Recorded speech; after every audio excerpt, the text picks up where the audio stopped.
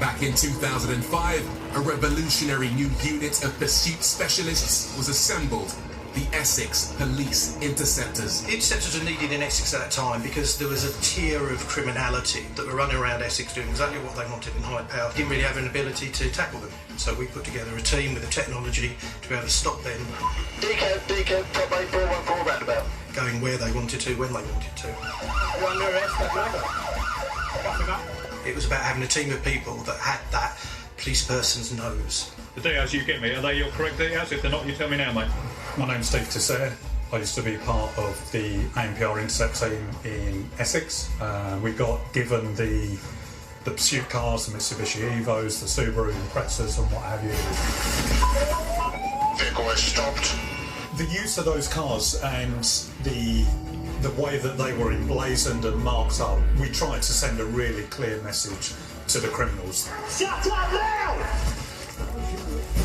If you come to Essex, you commit crime, then we will be the ones that catch you. You got to admit, you understand? Keep still. And we will.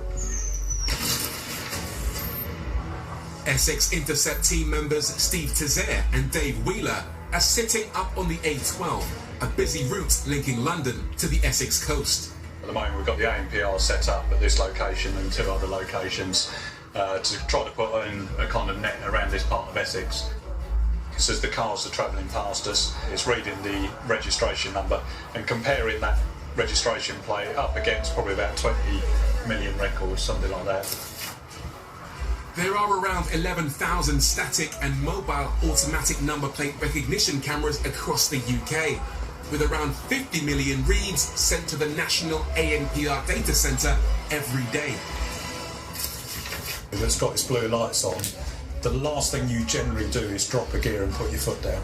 So for us, that was the point that we realised we were about to get into a pursuit. I think we've got a fail to stop on the A12 guy. You get the initial sort of probably adrenaline dump to think, right, here we go. And that's probably about it. You know, it's that recognition that we're about to get into a pursuit. We don't know how it's going to end. We hope it's going to end. The 276 brake horsepower Subaru Impreza is more than capable of keeping up with the runaway Vauxhall, and so is pursuit-trained driver Dave. Keeping up with the car was extremely easy. It was never going to outrun us on performance, never. When you're driving at high speed, to keep control of yourself is really important, but you do that through training. When you practice these things, you learn that you must keep your concentration high, you must keep your vision high, and you must react in good time. He's going to get it off, mate. Try and keep him on. Advanced police drivers are extensively trained to drive at high speed. Go on, just stay alongside, keep him on.